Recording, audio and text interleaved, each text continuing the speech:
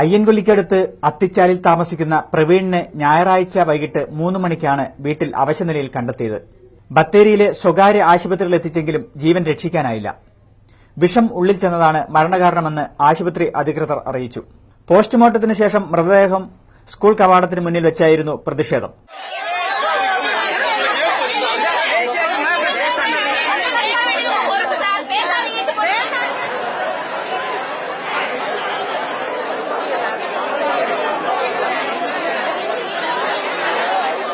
സ്ത്രീകളും കുട്ടികളുമടക്കം നൂറുകണക്കിന് ആളുകൾ പ്രതിഷേധത്തിൽ പങ്കെടുത്തു.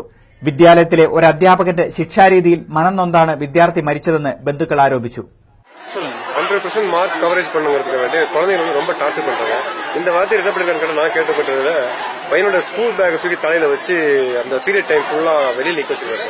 அதுல வந்து பையன் வந்து ரொம்ப வெக்ஸ் ஆயிட்டான். இது வெளியில வீட்லயும் சொல்ல முடியாம ரொம்ப தவிச்சு போய் அப்புறம் வீட்டுல தெரிஞ்சு வந்து ஸ்கூல்ல கேட்கும்போது இனிமே நம்ம சம்பவம் நடக்காம பாக்கணும்னு சொல்லி செக்ஷன் மாத்தினாங்க.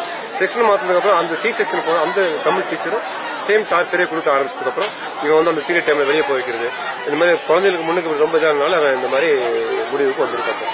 அவன் இதை விட பெரிய திங்கக்கிழமை வந்து பேரண்ட்ஸ் கூப்பிட்டு சொல்லியிருக்காங்க. പേരൻസ് வந்து സ്കൂൾക്ക് சொல்லியிருக்காங்க. இந்த ഇതില് வந்து ഈ അധ്യാപകനെ ഉടൻ അറസ്റ്റ് ചെയ്യണമെന്നാവശ്യപ്പെട്ടായിരുന്നു പ്രതിഷേധം. ഡിഎസ്പി ശക്തിവേലിന്റെ നേതൃത്വത്തിലുള്ള പോലീസ് സംഘം സ്ഥലത്തെത്തി സമരക്കാരും മാനേജ്മെന്റുമായി ചർച്ച നടത്തി. കുറ്റവാളികൾക്കെതിരെ കർശന നടപടിയുണ്ടാകുമെന്ന ഉറപ്പിന്മേൽ ജനങ്ങൾ ഉപരോധം അവസാനിപ്പിച്ചു. വയനാട് ന്യൂസ്, ചീരാൽ.